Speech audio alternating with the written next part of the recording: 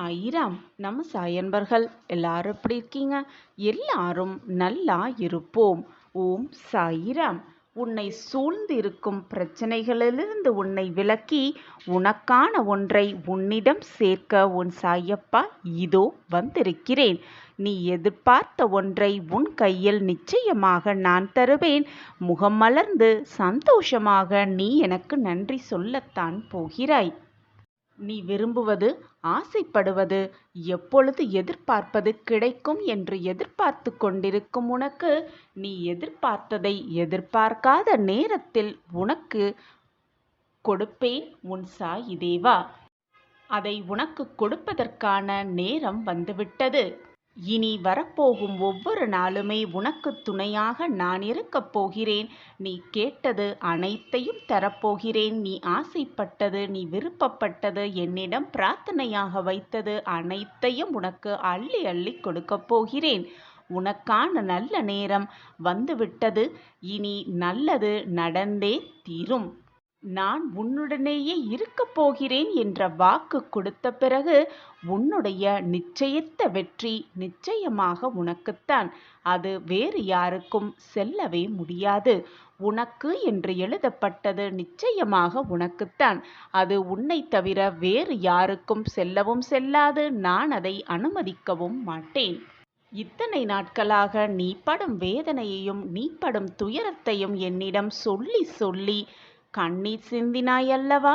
அந்த கண்ணீருக்கெல்லாம் ஒரு பதில் கிடைத்துவிட்டது.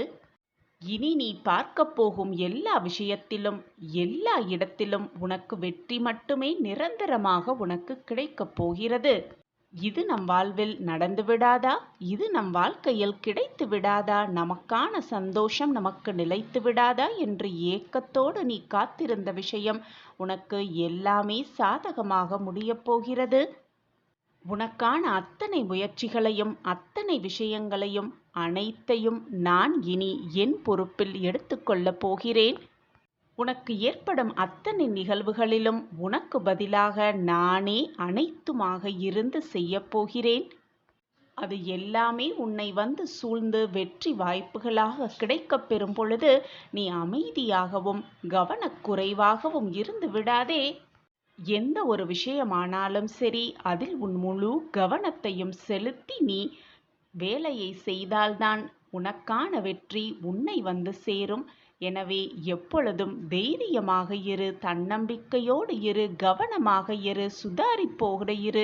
உன் வாழ்க்கையில் நடப்பது எல்லாமே என் பார்வையின்படிதான் நடந்து கொண்டிருக்கிறது. என் திட்டப்படிதான் எல்லாமே நடந்து கொண்டிருக்கிறது. இனி உன் வாழ்வில் நீ நினைப்பதற்கு மேலாகவே எல்லாம் உனக்கு சாதகமாகவே நடக்கும். நல்லது நடந்தே தீரும். உன் வாழ்க்கையில் நடக்கவிருக்கும் பிரச்சனைகளையும் நடந்த பிரச்சனைகளையும் நினைத்து நினைத்து கவலைப்பட்டு கொண்டே இருந்தால் உனக்கு இப்பொழுது நடக்கவிருக்கும் சந்தோஷத்தையும் மகிழ்ச்சியையும் நீ அனுபவிக்க முடியாமலே போய்விடும் அல்லவா? எனவே மனதை முதலில் சந்தோஷமாக வைத்துக்கொள், நிம்மதியாக வைத்துக்கொள். உனக்கு முன்பாகவே மகிழ்ச்சி உனக்காகவே காத்து கொண்டிருக்கும் பொழுது நீ உனக்கு நிகழ்ந்த அத்தனையும் நினைத்து நினைத்து கண்ணீரோடும் வேதனையோடும் இருந்து கொண்டிருந்தால் உனக்கு கிடைத்திருக்கும் மகிழ்ச்சியை உன்னால் எப்படித்தான் உணர முடியும்? எப்படித்தான் அதை அனுபவிக்க முடியும்? நீ அப்படி இருந்தால் அதே போலத்தான் உன்னுடைய வாழ்வும் இருக்கும்.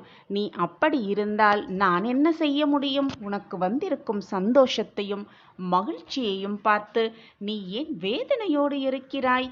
உனக்கு வரும் வாய்ப்பை மிக சரியாக பயன்படுத்திக்கொள். அது சிறியதாக இருந்தாலும் சரி, பெரியதாக இருந்தாலும் சரி, அதை அப்படியே ஏற்றுக்கொண்டு உன் வாழ்க்கையை திருப்திகரமான வாழ்க்கையாக வாழ பழகிக்கொள். இப்பொழுதும் நான் உனக்கு கூறுகிறேன், வாக்காகவே கூறுகிறேன். நீ விரும்பியது விரும்பியபடியே உனக்கு கிடைக்கும். விரும்பியது, ஆசைப்படுவது எல்லாமே உனக்கு நடக்கும் என்று நான் உனக்கு வாக்களிக்கிறேன் குழந்தையே. நீ மட்டுமல்ல, இந்த உலகத்தில் இருக்கும் அனைவருக்குமே விரும்பியது விரும்பியபடியே கிடைக்கும். ஆசைப்படுவது அப்படியே நடக்கும். ஆனால் உங்களுடைய விருப்பத்தில்தான் சற்று மாற்றம் வேண்டும். அந்த விருப்பத்தில்தான் சிறு தவறும் இருக்கிறது. ஒருவருடைய விருப்பம் எப்படியாவது கஷ்டப்பட்டாவது முன்னேற வேண்டும் என்ற விருப்பமாக இருக்கிறது. எனவேதான் அவன் விருப்பப்படியே அவன் விரும்பிய கஷ்டத்தை அனுபவித்து பின் வெற்றியை பெறுகிறான். வேறு ஒருவர் அவனுடைய முதுமை காலத்தில் நன்றாக வாழ வேண்டும், நிம்மதியாக இருக்க வேண்டும் என்ற எண்ணத்தில் செல்வத்தை சேர்க்கிறான். ஏன் செல்வத்தை சேர்க்கிறீர்கள்? உங்களுடைய முதுமை காலத்தில் எதற்காக செல்வம் தேவைப்படுகிறது என்று கேட்டால், முதுமை காலத்தில் நோய் நொடி வராமல் இருப்பதற்கும் வந்தாலும் அதற்கான தேவைகளை பூர்த்தி செய்வதற்காகத்தான் இந்த செல்வம் என்று சொல்கிறான். அவனுடைய விருப்பத்தின் பேரிலேயே அவன் நோய்வாய்ப்பட்டு கஷ்டப்பட்டு அந்த பணத்திலிருந்து அதிலிருந்து மீண்டு பின் நிம்மதியாக வாழ்கிறான். வேறு ஒருவரோ அவரை போல் வாழ வேண்டும், இவரை போல் வாழ வேண்டும் என்று விருப்பப்படுகிறார்கள். ஆனால் வெளி தோற்றத்திற்காகத்தான், வெளி தோற்றத்திற்கு மட்டுமே அவர்கள் சந்தோஷமாக இருப்பது போல ஒரு தோற்றம் தோன்றினாலும் அவர்கள் மனதிற்குள்ளும், ஏன் அவர்கள் உண்மையான வாழ்வில் கூடும் அத்தனை பிரச்சனைகளையும் சோதனைகளையும் அவர் சந்தித்து கொண்டுதான் இருக்கிறார்கள் என்பது விருப்பப்பட்ட அந்த மனிதனுக்கு தெரியவும் இல்லை, புரியவும் இல்லை. அதனால்தான் அவரை போல் வாழ வேண்டும், இவரை போல் வாழ வேண்டும் என்று ஆசைப்படுகிறான். அவனுடைய விருப்பப்படியே அவன் படுகின்ற அவரை போல் வாழ வேண்டும், இவரை போல் வாழ வேண்டும் என்று அவர்கள் படுகிற கஷ்டத்தையே விருப்பப்பட்டவனும் அனுபவிக்கிறான். பின் சந்தோஷத்தை பெறுகிறான். எதை பற்றியும் சிந்திக்காமல், யாரை பற்றியும் நினைத்து பார்க்காமல், எது வந்தாலும் என்னதான் நிகழ்ந்தாலும் நான் நிம்மதியாக இருப்பேன், சந்தோஷமாகவே இருப்பேன், நிம்மதியாகத்தான் என் வாழ்வு இருக்கும் என்று நினைப்பவர்கள் எப்பொழுதுமே விருப்பப்படியே சந்தோஷத்தை மட்டுமே அனுபவிப்பார்கள். வேறு பலரோ அது இருந்தால் நான் சந்தோஷமாக இருப்பேன், இது கிடைத்தால் நான் ஆனந்தமாக இருப்பேன் என்று சொல்லிக்கொண்டே இருப்பவர்கள் அந்த சந்தோஷத்தை அவர்கள் விருப்பப்படியே அந்த சந்தோஷம் அவர்களை விட்டு விலகி நின்று அவர்கள் எதிர்பார்த்தது, அவர்கள் ஆசைப்பட்டது, அவர்கள் கிடைப்பது, ஆசைப்படுவது அனைத்தும் அவர்களுக்கு கிடைக்கும் வரை அவர்களுடைய சந்தோஷத்தை அவர்கள் தள்ளி வைத்து கொண்டுதான் இருக்கிறார்கள். என் தலையை அடமானம் வைத்தாவது என்னுடைய கடனிலிருந்து நான் வெளியே வர வேண்டும் என்று நினைப்பவர்கள் நிச்சயமாக தலையை அடமான வைக்கக்கூடிய அத்தனை கஷ்டத்தையும் அனுபவித்து பின்தான் அந்த கடனிலிருந்து மீள்கிறார்கள். இப்படியாக அனைத்து இன்பத்தையும் வேண்டும் வேண்டும் என்று நினைத்து கொண்டிருப்பவர்கள் அந்த இன்பத்திலும் ஒரு துன்பத்தை கலந்துதான் யோசிக்கிறார்கள். அவர்கள் விருப்பப்படிதான் அவர்களுடைய வாழ்வும் அந்த துன்பத்தை அனுபவித்த பின்தான் இன்பத்தை சந்திக்கிறது. இப்பொழுது புரிகிறதா? நீ விரும்பியது விரும்பியபடியே உனக்கு நடக்கும் என்று நான் உனக்கு கூறுவது இப்பொழுது உனக்கு புரிகிறதா? நீ விரும்பியதுதானே உனக்கு நடக்கிறது, நீ கேட்பதுதானே உனக்கு கிடைக்கிறது, நீ நினைப்பதுதானே உனக்கு நடக்கிறது. நீ நல்லதாகவே நினைத்தால் எதுவுமே உனக்கு நல்லதாகவே நடக்கும். நேர்மறை எண்ணத்தோடு இருந்தால் உன் வாழ்வில் அனைத்தும் உனக்கு நேர்மறை எண்ணமாகவே நிகழும். நீ நினைப்பதுதான் உன் வாழ்வு. இதை புரிந்து கொண்டாலே போதும் பெண் பிள்ளையே, உன் வாழ்வு நிம்மதியாகவே இருக்கும், சந்தோஷம் மட்டுமே நிறைந்து இருக்கும். எதை நோக்கி உன் எண்ணங்கள் பாய்கிறதோ, எதை நோக்கி உன் எண்ணங்கள் செல்கிறதோ அதன்படிதான் உன் வாழ்வும் இருக்கும். இப்படி இருந்தால்தான் இன்பம், அப்படி இருந்தால்தான் இன்பம் என்று நீ விருப்பப்பட்டதால்தான், நீ விரும்பியதால்தான் எல்லாமே உனக்கு நடக்கிறது. அப்படி இருக்க வேண்டுமே என்று பலவித துன்பத்தையும் நீ அனுபவித்துக் கொண்டிருக்கிறாய். அந்த துன்பத்திற்கு பின் இன்பத்தையும் சந்திக்கிறாய். ஆனால் நீ விருப்பப்பட்ட அந்த இன்பம் நடக்கும் பொழுது அதை இன்பமாகவே நீ உணர்வதே இல்லை. எந்த கோணத்தில் நீ அணுகுகிறாயோ, எந்த கோணத்தில் உன் பார்வை இருக்கிறதோ, எந்த கோணத்தில் உன் மனம் செல்கிறதோ அதன்படிதான் உன் வாழ்வும் அமைகிறது, மாறுகிறது என்பதுதான் வாழ்வின் இரகசியமாகவே இருக்கிறது. எனவே ஒன்றை நன்றாக புரிந்து கொள். நீ மாற்றிக்கொள்ள வேண்டியது உன்னுடைய விருப்பங்களை அல்ல, உன்னுடைய சிந்தனைகளை, உன்னுடைய நோக்கங்களை, உன்னுடைய உன்னுடைய எண்ணங்களை, உன்னுடைய பார்வையை, உன்னுடைய மனதை. எனவே நன்றாக சிந்தனை செய்து உன்னுடைய எண்ணங்கள், உன்னுடைய வார்த்தைகள், உன்னுடைய பார்வைகள் அனைத்துமே எதிர்மறை எண்ணங்களாக இல்லாமல் நேர்மறை எண்ணங்களாகவே இருக்கும்படி பார்த்துக்கொள். எப்படியாவது கஷ்டப்பட்டாவது வாழ்க்கையில் முன்னேற வேண்டும் என்று நினைப்பதை விட்டுவிட்டு வாழ்வில் நாம் இஷ்டப்பட்டபடியே வாழ்வில் சந்தோஷத்தை அனுபவிக்க வேண்டும் என்று மாற்றி சிந்தித்தாலே போதும். உன் இஷ்டப்படியே உன் வாழ்வும் சிறக்கும், உன் வாழ்வும் மெழுகும். எந்த தடை வந்தாலும் அதை நம்பிக்கையோடு தாண்டி நான் முன்னேற வேண்டும் என்ற எண்ணமே உன் மனதில் எழ வேண்டாம். தடைகளே இல்லாமல் என் வாழ்வில் இருக்க வேண்டும், அந்த தடைகளே இல்லாத வழியில் நான் சென்று வெற்றியை அடைய வேண்டும் என்று உன் எண்ணத்தை மாற்றி அமைத்து கொண்டாலே போதும், உன் வாழ்வு சிறக்கும். அப்படி இருந்து பார். அப்பொழுது தடைகளே உன்னை நெருங்கினாலும் கூட அந்த கஷ்டத்தை நீ உணரவும் மாட்டாய். அது உன் மனதை பாதிக்கவும் செய்யாது. புரிந்து கொண்டாயா என் பிள்ளையே? புரியவில்லை என்றால் மனதை ஒருமுகப்படுத்தி சாயப்பா உங்களுக்கு முன்பாக நம்பிக்கையோடு உட்கார்ந்து கொண்டு மீண்டும் ஒரு முறை கேள். உன் மனதில் தீர்க்கமான ஒரு தெளிவு பிறக்கும். உன் சாயப்பா உன்னோடு இருந்து கொண்டுதான் இருக்கிறேன். நீ விரும்பியது விரும்பியபடியே உனக்கு நடத்தி கொடுக்க உன் சாயப்பா உன்னோடு இருந்து கொண்டுதான் இருக்கிறேன். சாயப்பா இருக்க உனக்கு ஏன் மனக்கவலை? நீ விரும்பியது விரும்பியபடியே உனக்கு நிச்சயமாக கிடைக்கும். நான் அதை கிடைக்க என்னால் ஆன முயற்சிகள் அனைத்தையும் செய்து கொண்டுதான் இருப்பேன். அனைத்தையும் உனக்கு நல்லதாகவே நடத்தி கொடுத்து கொண்டுதான் இருப்பேன். நீ போராடும் விஷயத்தில் ஒரு அதிசயத்தை முடிவைக்க நான் அனைத்து வேலைகளையும் செய்து கொண்டுதான் இருப்பேன். இதுவரை உன் வாழ்க்கையில் நீ பார்க்காத மிகப்பெரிய வெற்றியும் பொக்கிஷமும் அதிசயமும் உன்னை நெருங்கிக் கொண்டிருக்கிறது. கேள் கண்மணி, உன் பல நாள் சோகம் இருந்த இடம் தெரியாமல், இருந்த சுவடே தெரியாமல் மறையப் போகிறது. நீ விரும்பியது அனைத்தும் நான் நடத்தி முடிக்கப் போகிறேன். மிகப்பெரிய வெற்றியை நெருங்கிவிட்டாய் என் கண்மணியே. சாயிநாதரே, எவ்வளவு கடினமான நாட்களில் வாழ்ந்து கொண்டிருக்கும் என்னை பார்த்தா வெற்றியை நெருங்கிவிட்டாய் என்று சொல்கிறீர்கள். சந்தோஷம் என்ற வார்த்தை கூட என் வாழ்க்கையில் இல்லாமல் போய்விட்டது. சந்தோஷத்தை விடுங்கள், நிம்மதி கூட என் வாழ்க்கையில் என்ன என்று என்னையே பார்த்து கேட்கிறது. இப்படி ஒரு காலகட்டத்தில் நான் வாழ்ந்து கொண்டிருக்கிறேன். என்னை பார்த்து சந்தோஷம் வந்துவிட்டது, நிம்மதி வரப்போகிறது, வெற்றியை நெருங்கிக் கொண்டிருக்கிறாய் என்று கூறுகிறீர்களே சாயிநாதரே. நீ சொல்லிதான் எனக்கு புரிய வேண்டும். இல்லை, எனக்கு நீ பட்டு கொண்டிருப்பது, நீ வேதனைப்பட்டு கொண்டிருப்பது எல்லாமே எனக்கு தானாகவே தெரியும் என்று சொல்வீர்களே. இப்பொழுது நான் இந்த துயரத்தில் வாழும்போது அது உங்களுக்கு தெரியவில்லையா? புரியவில்லையா சாயிநாதரே? அப்படியிருந்தும் மிகப்பெரிய வெற்றியை நான் நெருக்கிவிட்டேன் என்று கூறுகிறீர்களே என்று நீ கேட்கிறாய் குழந்தையே. ஆம் கண்மணி, நீ கடினமான காலகட்டத்தில் தான் வாழ்ந்து கொண்டிருக்கிறாய் என்பதை நான் அறிவேன்.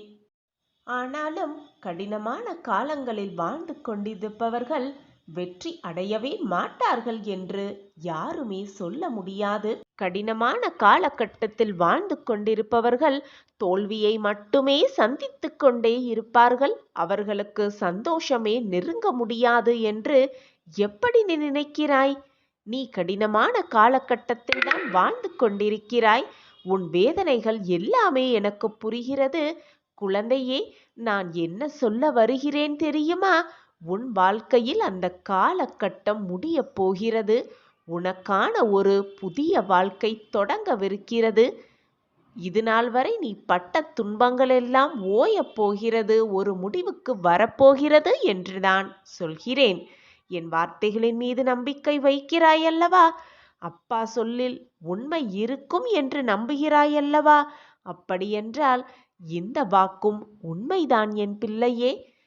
தேவையில்லாமல் என் நாவிலிருந்து எந்த சொற்களும் வராது. வருகிறது என்றால் அதுதான் உண்மை. கடினமான காலங்கள் யாரையும் தோற்கடிக்கவே முடியாது. நம்பிக்கை வைப்பவர்களை ஏமாற்றுவது சாமர்த்தியம் அல்ல, அதுதான் மிக பெரிய வஞ்சனை என்று சொல்லலாம். நம்பிக்கை இல்லாதவர் வாழ்வது மிக மிக கடினமாகவே பார்க்கப்படுகிறது. நம்பிக்கையோடு யார் ஒருவர் இருக்கிறார்களோ அவர்கள் வீழ்வதும் அவர்களை வீழ்த்துவதும் ரொம்பவே கடினம். என் குழந்தையே, நம்பிக்கையோடு இரு. நம் வாழ்க்கை மாறும். நம் வாழ்க்கையிலும் மாற்றம் வரும், ஏற்றம் வரும், ஏமாற்றம் வராது என்ற நம்பிக்கையோடு இரு.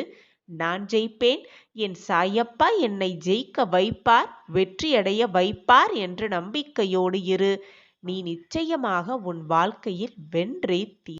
நீ வெற்றி பெறுவதற்கு, வாழ்க்கையில் வெற்றியை அடைவதற்கு மிக சிறந்த வழி என்னவென்று நான் சொல்லவா குழந்தையே?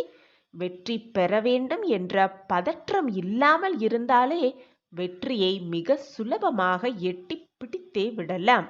நான் இந்த கட்டத்தில் வாழ்ந்து கொண்டிருக்கிறேன், கடினமான காலகட்டத்தில் நான் உட்கார்ந்து கொண்டிருக்கிறேன் என்று கஷ்டங்கள், கவலைகள் உனக்கு மட்டும்தான் என்று புலம்பிக் கொள்ளாதே. உன்னையே நீ தாழ்த்தி நினைத்து கொள்ளாதே. சந்தோஷத்திற்கு மட்டும் அனுபவிக்கும் மனிதர்கள் எவருமே இல்லை இந்த உலகத்தில்.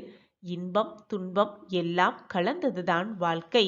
இன்பம் மட்டுமே யாருக்கும் நிரந்தரமாக இருந்து விடுவதும் இல்லை, துன்பம் மட்டுமே யாருக்கும் நிரந்தரமாக இருந்து விடுவதும் இல்லை. மாறிக்கொண்டேதான் இருக்கும். மாற்றம் ஒன்றே மாறாதது. ஒன்றை நன்றாக புரிந்து கொள் என் பிரியமே. புதைக்கப்படும் விதைதான் மண்ணை விட்டு மரமாக எழுகிறது. தோற்றுப்போகும் மனிதன்தான் துணிவு பெற்று வீரனாகிறான். தொடர்ந்து முயலும் வீரன்தான் சரித்திரம் படைத்து வாழ்கிறான். என் குழந்தையாகிய நீ எந்த தோல்வி வந்தாலும் தொடர்ந்து முயற்சி செய்து கொண்டே இரு. நீயும் நிச்சயமாக சரித்திரம் படைப்பாய். கஷ்டங்களோட வாழ்ந்து வந்த நீ இப்பொழுது முன்னேறும் தருவாயில் இருந்தும் கூட அந்த கஷ்டங்களால் ஏற்படும் மன வலியலால் உன்னுடைய சந்தோஷத்தை கூட அனுபவிக்க முடியாமல் தவித்துக் கொண்டிருக்கிறாய் குழந்தையே. நன்றாகவே எனக்கு புரிகிறது. கலங்காதே என் கண்மணியே. உன்னை சிம்மாசனத்தில், வெற்றி என்னும் சிம்மாசனத்தில் உட்கார வைக்கும் வரை நான் ஓயவே மாட்டேன். நீ உரிமை கோரும் ஒன்று உன்னிடமே நிரந்தரமாக வந்து சேர்ப்பேன். இது உன் சாயப்பாவின் சத்திய வாக்கேதான். மிக பெரிய வெற்றியை நெருங்கிவிட்டாய் குழந்தையே. சந்தோஷமாக இரு. நான் உனக்கு கூறுவது சத்திய வாக்கேதான். தாங்க முடியாத வேதனைகளை நீ சந்தித்தாய் என்பது உன் சாயப்பாவுக்கு தெரியும். ஆனால் நீ சந்தித்ததற்கான காரணமும் இருக்கத்தான் செய்கிறது. குழந்தையே, உன் கஷ்டங்கள் எல்லாம் கொஞ்ச காலம்தான், கொஞ்ச நேரம்தான். சற்று பொறுத்திரு, அனைத்தும் மாறும். உன் வாழ்க்கையில் மிகப்பெரிய மாற்றங்கள் நிகழும். பிரகாசமான வாழ்க்கையில் நீ அடியெடுத்து வைக்கப் போகிறாய். பிரகாசமான வாழ்க்கையில் நீ அடியெடுத்து வைக்கும் பொழுது உனக்கு பலவிதமான மாற்றங்கள் வந்தே தீரும். அதை உன் சாயப்பா நிகழ்த்தியே தீருவேன். உன் மனோ சக்தியையெல்லாம் ஒன்று திரட்டி உன் வாழ்க்கையில் இதுவரை நீ ஓடி வந்து விட்டாய். இனியும் அதே தைரியத்தோடு உன் அப்பா கூட இருப்பேன் என்ற நம்பிக்கையோடு வாழ்க்கையை வேகமாக ஓடு. ஓடிக்கொண்டே இரு. நீ தடுமாறி விழும் சமயம் வந்தாலும் நிற்காமல் எழுந்து வீர நடையோடு ஓடிக்கொண்டே இரு. உன் சாயப்பா நிச்சயமாக உன்னை வெற்றி என்னும் கனியை பிடிக்க நிச்சயமாக உறுதுணையாகவே இருப்பேன். அந்த கனியை உன் சாயப்பாவோடு சேர்ந்து நீயும் ரசிக்கத்தான் போகிறாய், ருசிக்கத்தான் போகிறாய். உனக்கான வெற்றி கோப்பை, உன் வாழ்க்கையில் வெற்றி அடைவதற்கான கோப்பை உனக்காகவே காத்திருக்கிறது என் குழந்தையே. மிகப்பெரிய மாற்றம் உன் வாழ்வில் நிகழப்போகிறது. மிகப்பெரிய வெற்றி உன்னை நெருங்கி வந்து கொண்டே இருக்கிறது. இதுநாள் வரை நீ பட்ட துன்பம் எல்லாம் ஒவ்வொன்றாக உன்னை விட்டு விலகப் போகிறது. இதற்கு உன் சாயப்பா தான் சாட்சி. உன் வாழ்க்கை மாறப்போகும் நேரத்தில் உன் சாயப்பா உன் அருகிலேயே இருந்து உனக்கு தேவையான அனைத்தையும் செய்வேன். என் குழந்தையின் முகத்தில் ஆனந்த கண்ணீரை பார்க்கவே நானும் ஆசையோடு காத்திருக்கிறேன் குழந்தையே. கலங்காதே, தைரியமாக இரு. என் அன்பு செல்வமே, சந்தோஷம் என்பது கஷ்டங்களை, வேதனைகளை, போராட்டங்கள் இல்லாத வாழ்க்கையை மகிழ்ச்சியாக வாழ்வது அல்ல. அதுவல்ல சந்தோஷம். எவ்வளவு பிரச்சனை வந்தாலும், எவ்வளவு சோதனைகள் வந்தாலும், என்னதான் சந்தர்ப்பங்களில் நீ மாட்டிக்கொண்டிருந்தாலும் அதையெல்லாம் ஏறி மிதித்து மகிழ்ச்சியாகவும் நிம்மதியாகவும் வாழ்வதுதான் சந்தோஷமான வாழ்வு. ஒன்றை நன்றாக புரிந்து கொள் என் செல்வமே, நாம் எதிர்நோக்கும் பிரச்சனைகள் எல்லாவற்றையும் மாற்றிவிட முடியாது, மாற்றவும் முடியாது. எதையுமே எதிர்நோக்கவிடில் மாற்றங்களே இங்கு இருக்கவும் இருக்காது.